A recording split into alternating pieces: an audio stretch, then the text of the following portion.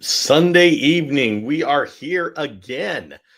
This is just an informal hangout where I do Chameleon chores, and we all just hang out, and everybody else does chores, and Nor just says hello. For those of you who are watching the replay, this happens every Sunday at 5 p.m. Pacific. We just get together and we hang out. Now, if you like live sessions, well, then I have some formal sessions like the Q&A session. The live Q&A session is Tuesday nights at 5 p.m. Pacific. And we have a more formal workshop type thing on Saturday at 12 noon. But that's on YouTube. So welcome, everybody, to this Sunday evening. We go ahead and check. Annabelle says, nice haircut, Bill. Yes, thank you very much. It's a little bit shorter than I usually get it, but that's because I was joking with the guy who does my haircut. He's been doing my hair for 6 years. And I said, Stan, I don't want to see you again for as long as possible. So he says, yes, sir. And so I guess I got what I asked for. Oh boy. So, all right. Mikey Beth says no chores today. All right. Am I the only one doing chores? I actually got to do them right here because the GBRs, green banana roaches, need some stuff. So I am here to give them stuff.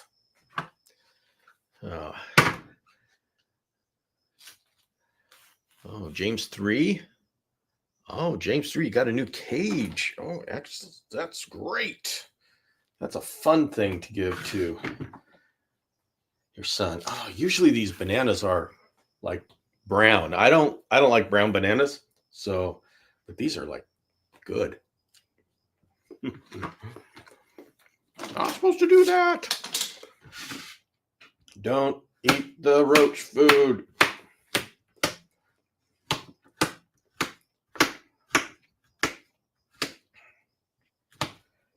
Oh, all right, everybody. Tell me how your weekend has been going. Okay, Annabelle has chores to do. Annabelle, what are you doing? Let's see. James is saying, I planned on doing a lot of chores today, but the couch was so nice. Okay, he knows where it's at. James has it. Yeah, all right. Well, I have been working very hard. Since we're among friends here, I'll just tell you. So, as you know, I'm working on that second book, which is about General Chameleon, like from General Chameleon care from 4 months to adulthood. And that book is actually going to come out with another course on the virtual campus. And so I'm working on putting that together. And definitely excited about that. It's something we need. I can put together endless videos on YouTube, but to be able to have something that is put together and is meant to be together, that's going to be a valuable thing for our community, more so than just that. The thing is, when I do my courses for the virtual campus, it's not just a digital course, which, a bunch of YouTube videos. No, this is a community-driven course, which means you've got a community attached to the course. So as anyone's going through the course, they can talk with other students, the alumni. They can talk with me and have a discussion. So it's very hands-on. Anyway, been working on that. Let's see, Brianna is saying, when is Madagascar? Brianna, Madagascar is January. And if you are interested in information, go send me an email at bill@chameleonacademy.com, and I would be happy to send you information about going to Madagascar in January of 2026. Anybody else? Yes. Oh, Mikey Ben says, Dr. Brown says hi. Oh, hey, Alec. Alec went to Madagascar with Dr. Alec Brown. Very good to hear that. And you tell Dr. Brown that I said hi back. So, thank you. All right. So,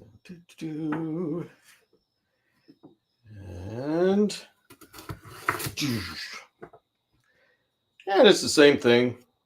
You know, the wonderful thing about having this, if anybody's wondering what I'm talking about when I say this virtual campus, it's like a a virtual campus. You've got courses there. You've got a lecture hall. You've got our discussion groups, and it's a closed system. This is a virtual campus, so it's like a forum, a Chameleon Academy forum, and it's a closed system. So you are only there with people who are serious enough. So people you can either buy the courses, or you can be part of the forum groups, and that is a monthly membership. And really, that is there to help support having that virtual campus, because it's a paid platform. I got to pay for it, and it also keeps out people who aren't serious. So you are there. That helps support me. It's like a Patreon. It's a Patreon where, yeah, I can keep track of things. We can do more on this platform, and since I pay for it, it can't be taken away from us like these other platforms. So it's something that I feel comfortable investing in. Anyway, if you have any questions about this kind of stuff or becoming more involved, let me know. You can email me. Of course, information's on ChameleonAcademy.com. Oh, Annabelle is coming to the 10th anniversary celebration. That'd be good to see you again. Annabelle went to Madagascar this year, so we got to meet her in person. And now, anybody coming to the 10th anniversary celebration in Utah at Clint's Reptile Room will get to meet her as well.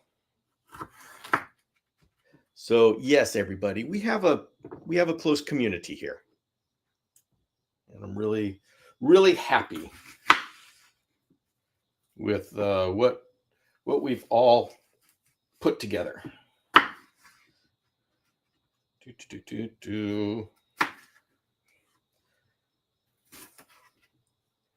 So let's see.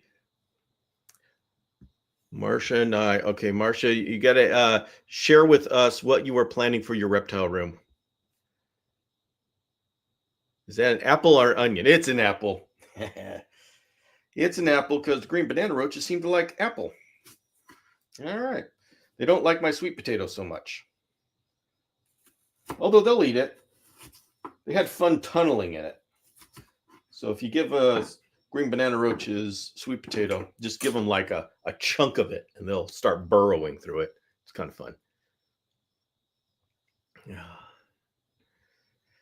Let's see. Tony's here. Hey.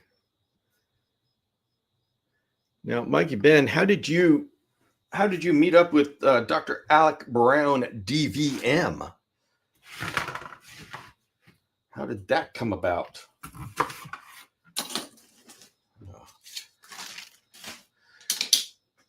See, for those who don't know, Mikey Ben is from the Great White North. He and Joanne are our Canadian members.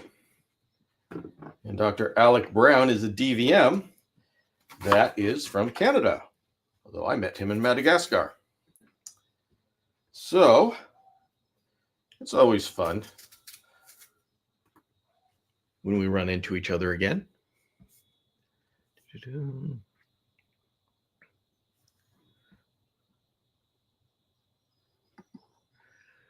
Rainy weekend here. Made tons of 3D modeling. Okay.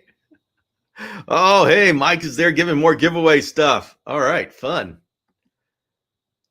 Look forward to seeing what you're up to. They have banana in the name, so that's what you have to give them, or else it's illegal. Oh, oh. Already done. Already done. Banana was the first thing I gave them. So that's right. That's right. And I heard that they actually came in with somebody who was offloading bananas. Had a bunch of green banana roaches come on off. So I guess they're true to their name.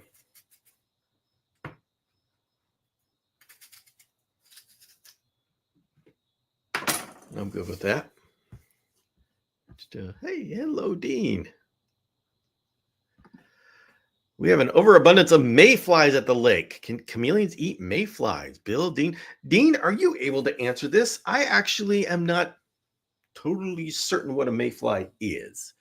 So I'm gonna see if Dean, our insect expert, has an opinion on mayflies. I don't know of any reason why they would be bad. I think I know what they look like, but I don't know what they. Oh, Dean says mayflies are fine. Alex has tried mayflies and believes they are gross. Okay. Hey, it's okay. We all have our opinions. Says make sure the area isn't sprayed, and Steve has fed them before. All right. Thank you, community, for coming in and sharing your wisdom. That's why it's wonderful to have a community. So we all don't have to know everything.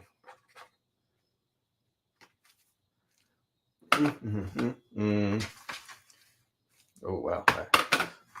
Giving a little too much there, but that's okay.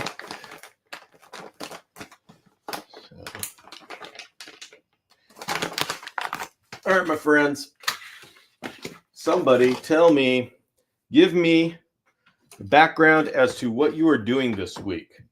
I will start. I am going to take Monday off, which means I am not going to do any writing. I don't know. I don't think I'm going to do any filming. I don't know. I'm not going to do any writing because unfortunately I've burned myself out. And you can tell when you're burned out when you look at the page, you just can't write. And the thing is, the projects that I'm writing for, I'm so excited for it, but I just go blank. So that's how you know you're burned out and not just bored of stuff, is when you're just so excited to get it done, but your brain just doesn't work. So Monday, tomorrow, will be a no writing day for me. That's what I'm going to be doing this week. Well, at least on Monday. Then I get back to everything. Hopefully one day is all it takes to refresh the brain.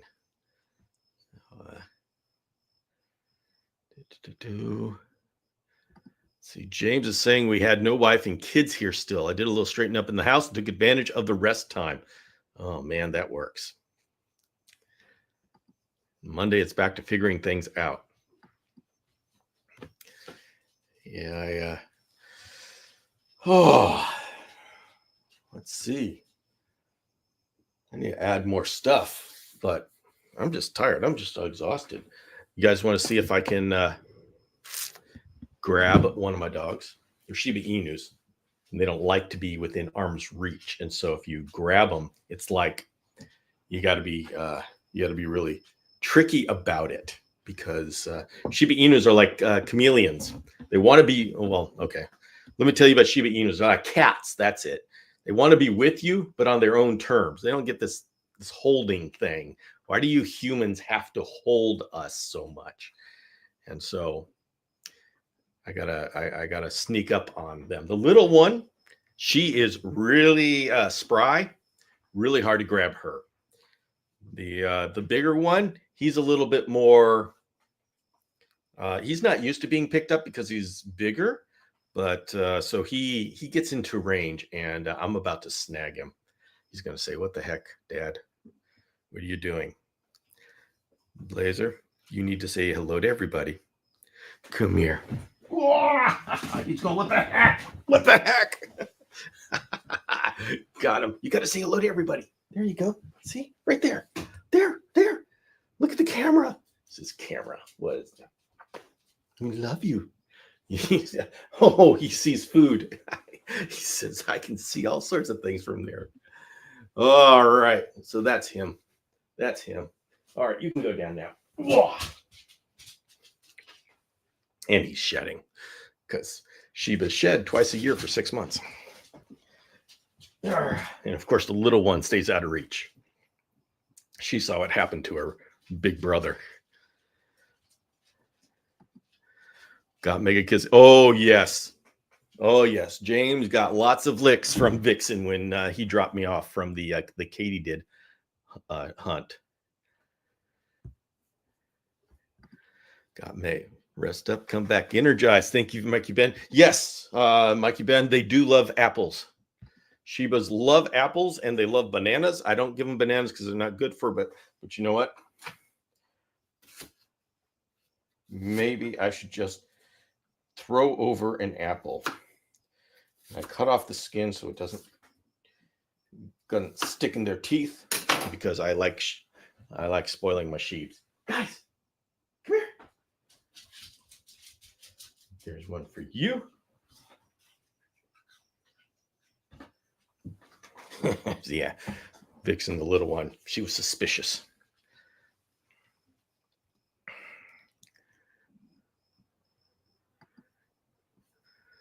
Don Julio gave me a little growl this morning when I grabbed him.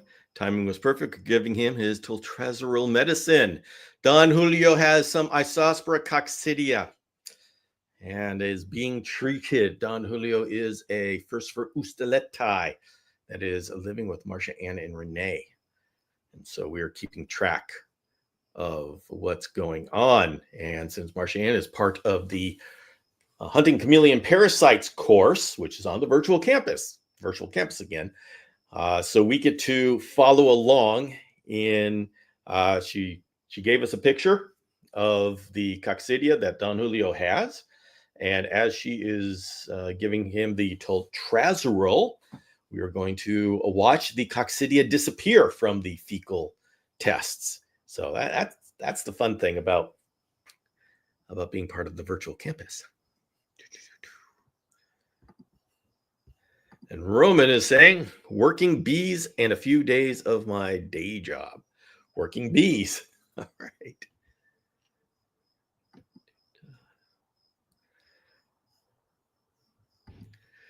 Doug Lilly likes whatever we eat. Yep. Yeah, the Blaze, the big one, he'll try it. He'll try everything. The small one, she's picky. She says, "I ain't putting that in my mouth." So, well, I don't know. I suppose I should put some more stuff on. Maybe, well, that's for crickets. Maybe I'll put some sweet potato. Give me a second. I'll be right back. James, can you dance? Dance, James.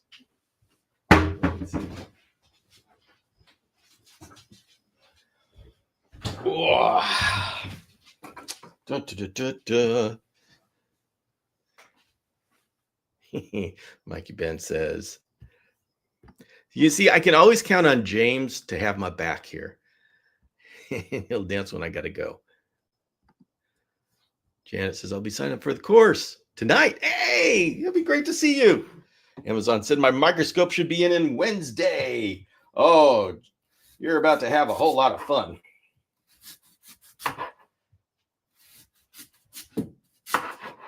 Yeah.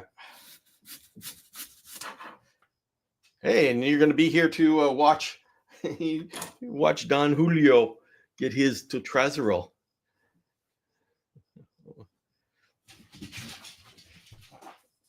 Let's see.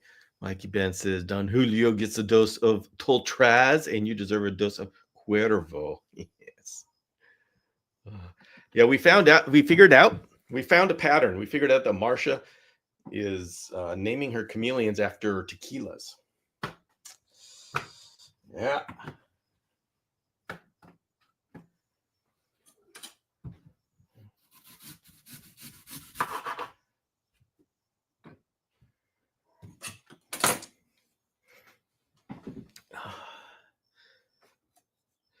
And Artie's Chameleons is asking, "How are you?" I am burnt. I have had a very productive week and an active week, and I have decided I'm going to be taking Monday off. There we go. Yeah, let's see. Molly wants me to test all the horses too after take your course. You can do it. Coccidia is Coccidia. I mean, different species, but they look very similar. Nematodes. It's amazing how when you go between lizards and mammals and us and everything, things look pretty similar. Yeah, and they're different, of course, but not that different. Coccidia looks like Coccidia, and we've been doing all sorts of different kind of reptiles. Mike Ben says, "Wild horse, that's awesome. Looking forward to seeing you in the dark side of reptile poop." Oh boy. All right. Well, I think I'm done doing the feeder trays. It seems like it's a lot easier to make feeder trays while you're talking than it is to make fruit fly cultures. And my baby chameleons have graduated out of fruit flies, and so I don't make the fruit fly cultures anymore. Now it's just the trays for the roaches and such. And to support and to help my wife, Yvette. I haven't seen her come on yet. She's probably listening to something else. She's working on geckos. See, once it hits 2:00, 3:00, she is on gecko. She does the late afternoon and evening shift with her geckos. So I do the very early morning. When I have my act together, I like to get up at 4 a.m. and that is my most productive time. So maybe I'll be able to get to bed early enough that I can get up and actually start off next week right. Because what I found out is it's too easy to just keep working on stuff, and you need to take a break and go to like the gym, get out, get into the sun, fresh air, exercise a bit. And so I'm turning over a new leaf, everybody. Next week, practicing a little bit of self-care, not a whole lot of self-care, because you don't want to overdo anything, but just gonna try a little bit, like get good sleep, good diet, and exercise. I think that's probably more than I can handle all at once, but I'll start doing it. Have you used feeder fuel for crickets? Are you talking to me, Mr. Mikey Ben? If so, yes, I have. And they leave some stuff behind. I'm not sure what it is that they're leaving behind, but they chew down a whole lot. And it's like every cricket, every feeder will eat different things. So Roman's saying, what supplements are you using for outdoor chameleons? I use calcium. I use plain calcium. Don't use any D3. I have been using Arcadia Earth Pro A, and that is the only thing of the Arcadia supplement routine that I would use. And I use that, and I use plain calcium for outdoor chameleons. Occasionally, I will use some Repashy Calcium Plus because I do like to low D calcium, Repashy Calcium Plus low D. It does have vitamin D3, but I do it for the preformed vitamin A. So, Oh, hey, James has been feeding up those black crickets you gave me. Cams, all the cams like them. Glad to hear that. Glad to hear that. James says, I was really taking care of myself this weekend. Nothing but red meat and ice cream. I, I, I want to talk about the James Cross self-care regimen. I want to explore that one. Artsy's asking, where do you live? Where are you from? I am from Southern California. That is where I hail from. Mikey says, I talked to Dr. Brown. We're talking about Dr. Alec Brown, DVM in Canada. Talked to Dr. Brown about the Madagascar trip. Said it was a lot of filming. Discussed how your last trip was different. Swaying him for 2027. Oh, he might come for 2027? Hey. Okay. Janet says, my self-care is outside of the barn with the horses. Even sometimes go early and eat breakfast out there. So peaceful, like meditation. Oh, that's nice. Well, everybody. So share with me what your self-care is. So now that I got to start taking care of myself. And so, okay. So, let's not get too personal here. Let's just say when you got an entrepreneurial person, they often have no idea when you say, oh, just relax. People like me, I literally have no idea what that means. What do you mean relax? And I'm not being like sarcastic or funny or something, but if I sit there and I'm not doing anything, it's like, what do I do? So be kind. What is your self-care? How do you take care of yourself as a human being? I've got get to bed early, diet and exercise. Well, share with me. What do you guys do? What do you guys do to help quiet your mind, center yourself, and refresh to go in and take on the week? See, Marshan's saying I get to be Nurse Marsha. That's right. Renee is having her ankle surgery. All right. We are wishing the best.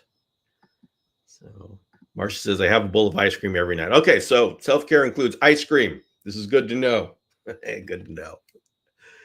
Oh, that's right. And James got to do all the ice cream red meat because there was nobody home. So he was unsupervised.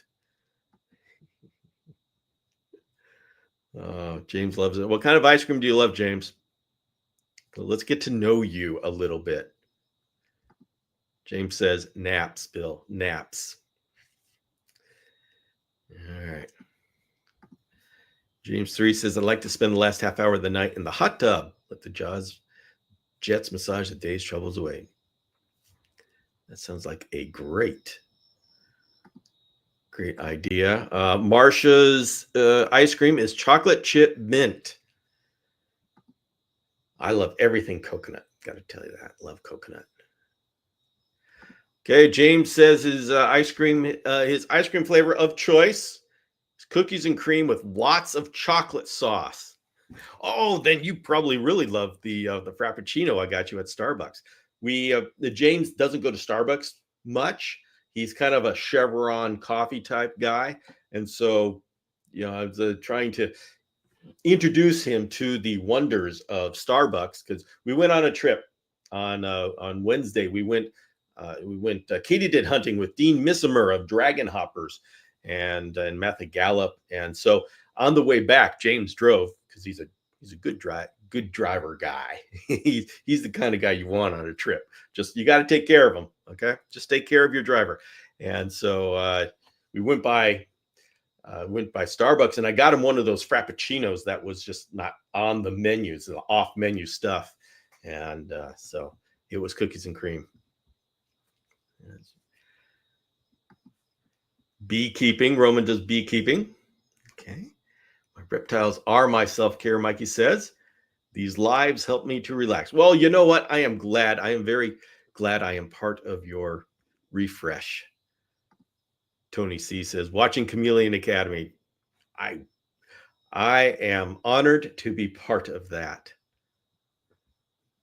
Mike has, let's see, I have a wild-caught female with a subcutaneous parasite in her eyelid. Any experience with them there? Interesting position. We'll be doing fecals on her soon. We'll see what predicament she poses. I've not had them in that area, but of course, the subcutaneous parasites, nematodes can be anywhere. So it's not like that's surprising or anything. It's just a little annoying to try to get it out because that's a delicate area. And so for those who are wondering, when we talk about subcutaneous nematodes, those are nematodes, parasitic worms that get under the skin, and these grow beyond the microscopic.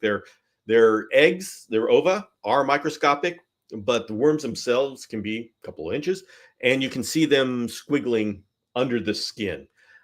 Those have to be removed mechanically because it's really, which means by mechanically, I mean the vet comes in, makes a little small incision and slowly pulls them out. You got to be really careful about that because if they break off, then you have a dying worm inside the body, and that's necrotic tissue.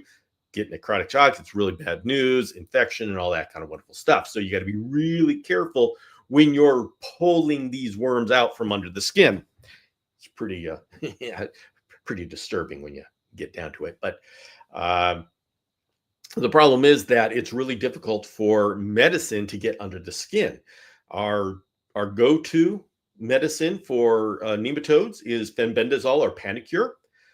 And the reason why that is so safe is because it doesn't get absorbed into the bloodstream much. It stays in the gastrointestinal system. And so it's very effective there. It doesn't dissipate, but it doesn't get into the body. So if you've got some parasites or nematodes elsewhere in the body, they're not going to be affected by fenbendazole. You have to go to ivermectin, which is not as safe. And the reason why it's not as safe is because it does get into the bloodstream and gets all those other places. But you got to be really careful when you start getting stuff that absorbs into the bloodstream, because then you jump the blood-brain barrier and all sorts of crazy stuff like that. So it's kind of interesting. Nematodes in the intestines, very safe, very easy to get rid of. Nematodes elsewhere in the body, you got to really be careful about that. So that's the reason why we want to go. We don't want to try to do ivermectin at such a rate that would get to subcutaneous nematodes, because it would just cause havoc and really damage the other parts of the body.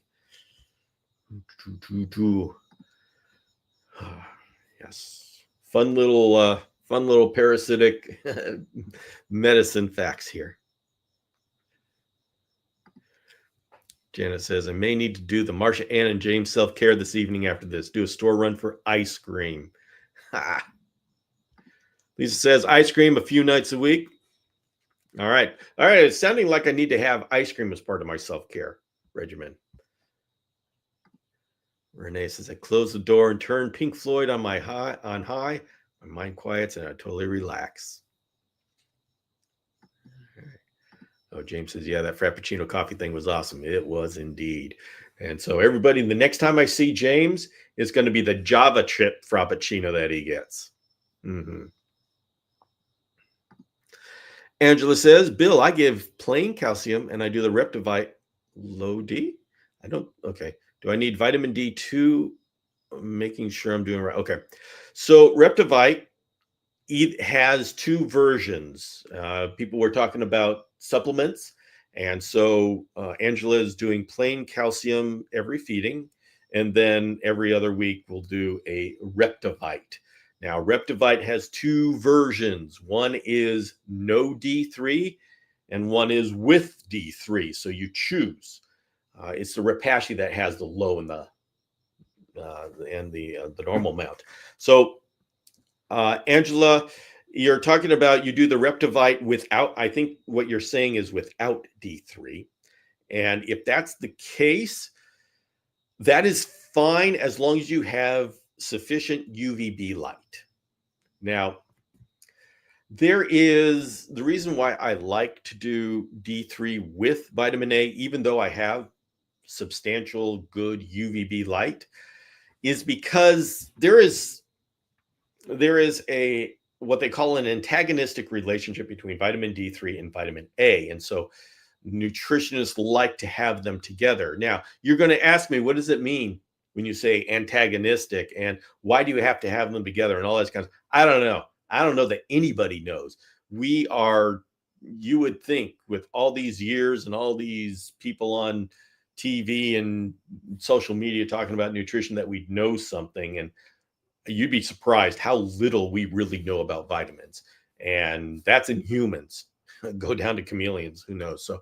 Um, so a lot of this is, well, I've just done it this way for years and years, and it's worked, and I don't want to change it because I don't. It means I have to start all over. But Angela, in your particular case, I don't. I don't. I haven't seen any problem with giving vitamin A without vitamin D3. So, as far as I can tell, you're fine, and people have done this and have not noticed a problem. So, I think you're fine. Just make sure you have the substantial UVB light, like the UV index of 3, and then you don't have to give vitamin D3. And I did this experiment when I was testing Arcadia Earth Pro A, and I used it for a couple of years. And so my chameleons got 0 dietary D3. It was completely with UVB, and they did fine. So I think you are good. James needs his Madagascar espresso. Oh, yeah. Yeah. In Madagascar was the first time that James had espresso, and it rocked his world. Oh. Flick says, I live in the countryside, so chilling with my dogs out in the field. Oh, that sounds like a great way to recenter yourself. You got that right, Annabelle. Gotcha, Miss. But yeah, Madagascar is so much fun, and really, it matters who you go with. So we had such a good group. It was so much fun because of the people we were with. So, oh, Yvette's saying, can't live without my Nespresso machine. Oh yeah. Oh yeah. Yeah, that's a good machine to have. Lisa says Starbucks gets way too much of my money. I agree with that. I'm there. Annabelle, nothing hits like a World Cola on an ice hot day. Yes, everybody in Madagascar. Well, they just now got Coca-Cola in, but for the longest time it was just World Cola. That was the cola in Madagascar. And the thing is, our drinking options are somewhat limited because you want to be very careful what you drink in Madagascar. It's all got to be in a bottle. It's got to be bottled, or else, see, if it's got any water, you could be getting some stuff that your body is not ready for. As a visitor, the locals, their body has figured it out. They're now in simpatico with the stuff that's in the water. We are not. So you got to be really careful what you drink. Even fruit juice is a risk. Now, if you go with if you're at the lodges, they're pretty safe because they know that they've got guests and they got to take care of their guests. And it doesn't look good when their guests get sick. But if you go to those local lunches, only things that come out of a bottle or out of a coffee cup, because it was boiled. So World Cola was on our table at all meals.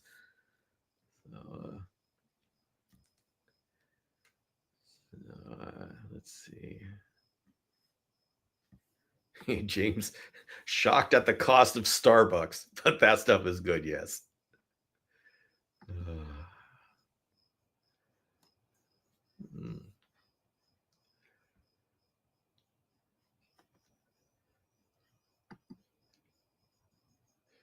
So I did win most valuable customer at my local fish and reptile store. I just he got an award at the reptile store. See, Yvette's saying, how would you describe espresso in Madagascar? Is it next? It is. It's a bit more. I'm not.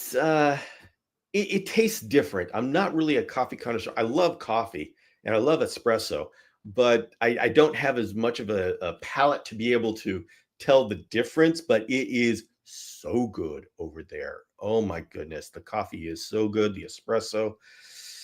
Yeah, it's one of those things where I have more than I should. The caffeine will hit you. It will hit you. Even James, who is a lifelong coffee a day kind of guy, a couple of coffees a day, he got hit hard because they've got good coffee there. So, yes. By the way, there is 2 more spaces left for the January trip to Madagascar. So, Yvette, if you want to taste that coffee in person, email me at bill@chameleonacademy.com. We'll make it happen. Just guard your sugar cubes. Yes, yes. Oh, yes. Because James got mugged by lemurs. They stole his sugar. Oh, everybody, you know that story in Madagascar? James always gets up early and he goes and tries to find coffee. I got up early and he was up earlier than me, and he already had the manager opening up the kitchen so he could have some coffee. This is how early James get up, but that means that he's alone, and he was alone with his coffee and sugar cubes, and the lemurs knew they detected the weak link here, and so they stole all the sugar. Oh boy. Marchand says, as it turns out, Azul was not getting any UVB. So Azul is the veiled chameleon that she picked up. I don't know if we call it a rescue, but from a family that had a full-grown veiled chameleon in a chameleon kit. So there's probably a little bit of rescue going on there. Not getting any UVB. Oh, but he looks pretty good for not having UVB. Anyway, glad he's with you. Yeah. James 3, are you still planning an ambilobe centered trip in 2027? All right, guys. All right, I'll give you a background as to this question. All right. The trip that I have put together, oh man, I really love this trip. It goes down to Ranamafana and Andasi Bay and Palmarium, and so you get to see the shamrock chameleons. You get to see four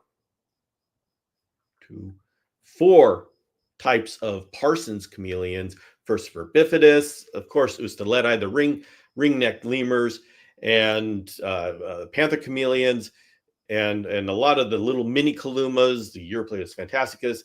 I love this itinerary, and I'm doing it again in 2026. So this will be the third time I'm doing it, and I'm just as excited to do it the third time. Here's the thing. With Madagascar, when you want to see all these different areas, you got to drive. And so there's like a day drive, sometimes 2 days. But there's things to see along the way. First for minor, first for major, first for lateralis, brevicorn, crypticum. I mean, all of these things. And we see this along the way. The problem is with northern Madagascar is the roads are worse and the places are more spread out. And so you don't see as much. You do see a lot. You can see a lot more panther chameleons. So you'll get to see the difference between ambilobe and ambanja. But see, this is why I'm really struggling with whether I want to do that, because there's so much more time spent in the vehicle, and it's not like the distance is different. It's just bad roads and stuff like that. So yeah, James, I am discussing it with the guide, and we are continuing to discuss it. I would like to go there and see Amber Mountain, Monton de Ambre. I probably say that so wrong. So I am considering it. But it's not a slam dunk. It's one of those things where I like to go with 2 weeks. I'm hesitant to expand that to 3 weeks, but when you go to northern Madagascar, things take longer. So 3 weeks is a good time to spend. And so I have to decide if I want to do 3 weeks to, you know, anyway, lots of lots of planning and considerations go into confirming that. But I do have an itinerary that I'm working with to try to see if it makes sense. So, James says for Madagascar, I suggest you really be careful how much coffee you drink there. First couple of days, I was pretty lit. Yes, the thing is with coffee in Madagascar, do start in slowly. You cannot drink as much in Madagascar as you do here in the United States. You will get buzz. You will you want to go into that slowly. Yeah. So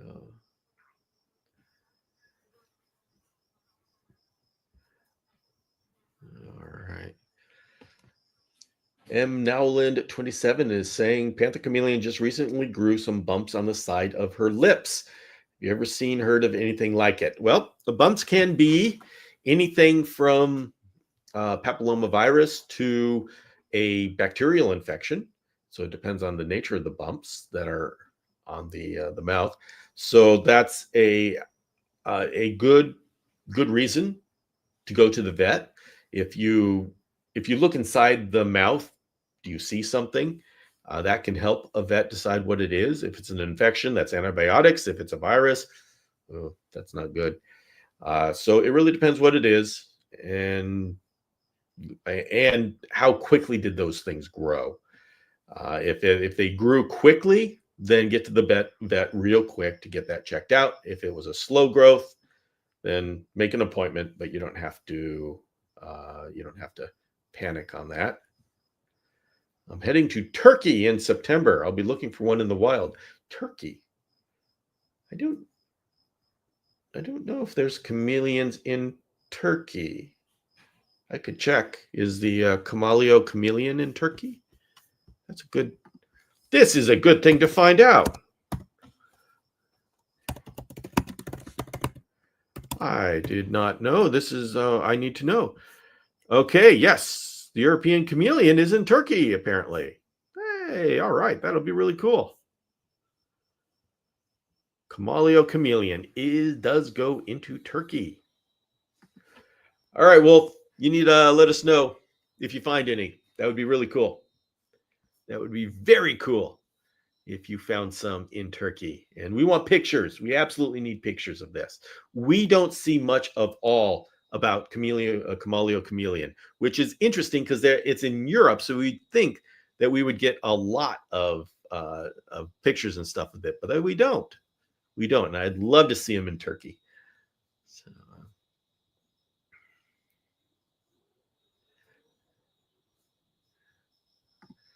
Mikey says, did you have the coffee Madagascar with a vanilla bean? That would mean, you know what? We never did.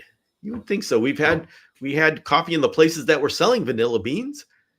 We should have done that.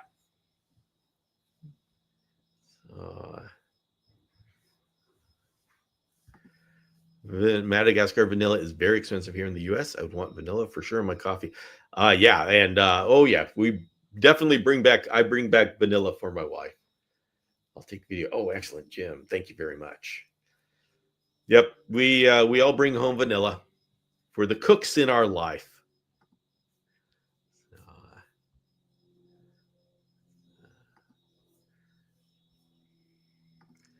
Two Turtle Tom is joining us. Vanilla is an orchid, believe it or not.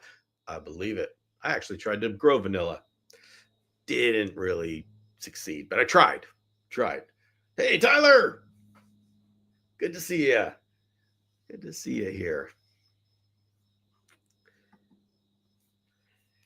Bill, Spain is trying to bring in whitelist for pets, but they have cams going wild, like Florida. Yeah, I don't think you're able to take them from the wild, and then I don't think they consider them invasive.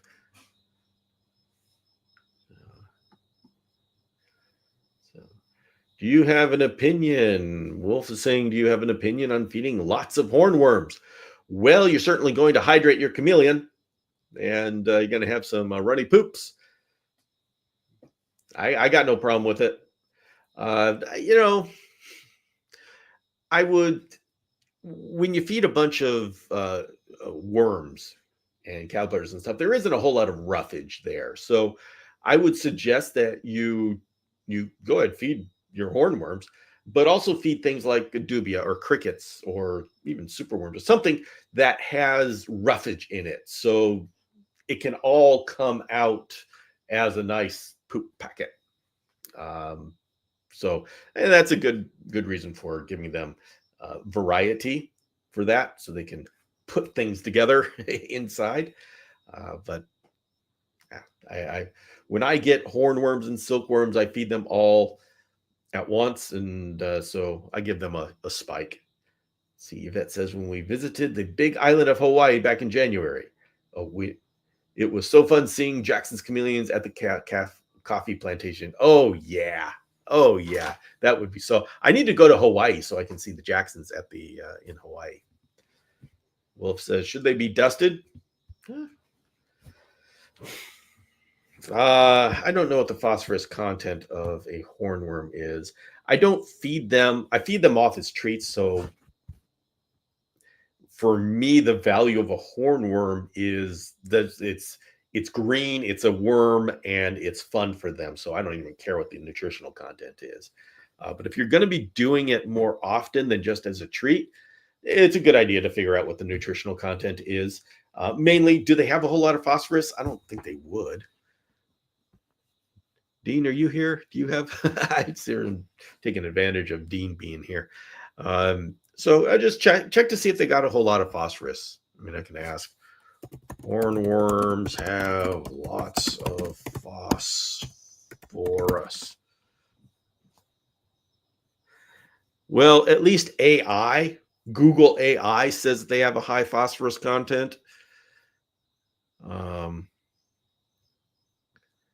So assuming that's correct, I would, I'm in the middle of a show, so I'm just typing this in. I would look into it to make sure that that is correct. But assuming that is correct, then I would test them with calcium just to balance out the phosphorus content, assuming that that's correct. So and everybody, this is what you do when you have something new that you want to feed your chameleon. Just get an idea of what's inside of it. If it's got a lot of phosphorus, add some calcium to balance that out. And that's a real high level thing that you can do.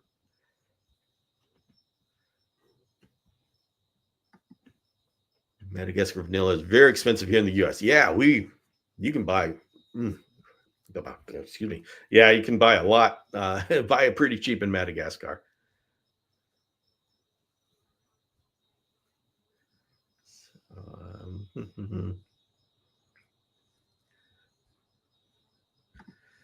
It's not the absolute amount of phosphorus, it's the ratio. Okay, Two-Turtle Tom's coming in with the factoids.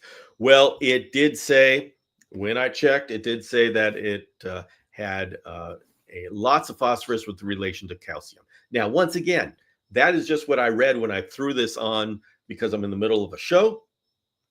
So verify that, but it did say that it had a higher phosphorus than calcium.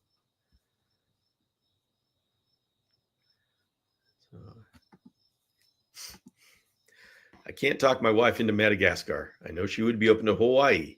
What would be ideal place I can get my Jacksons fixed? I believe Kauai, but the Jacksons are now on every island.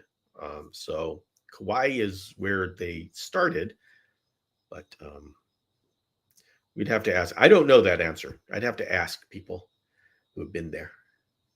So that says we have June bugs in Fresno. Our Cam loves. Oh yes, my Parsons chameleon. Oh, loves June bugs. Let's see. Wolf says Maui for sure. Okay, Wolf votes for Maui. Once again, I don't know, so I'm going to have to. Yvette, where did you see Jackson's chameleons? Which island? Anybody here who has been to Hawaii and has seen Jackson's chameleons? Put into the comments that you've seen Jackson's chameleons in Hawaii and tell us which island you saw them. Yvette is saying Greenwell Farms on the Big Island. Look on the orange trees. They're there. All right.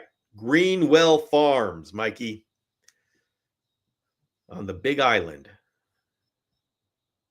Alicia says, I am so late. Yes, but we're talking about all sorts of stuff. Bill, is it safe to feed chameleons with wild bugs? Oh, that is a nice thing to, a nice big debate on the internet. And nobody knows. I do it all the time. And I love giving them the variety, and especially if they are diurnal bugs. So I do it any chance I get. Other people will say, oh, parasites, oh, pesticides. Okay, I can't argue that those may be a consideration, but I have never had a problem that I've identified. And I think the benefit of wild insects is so high that I do it any chance I get. James says, we found them on the Big Island. They were halfway to the volcano at a botanical garden.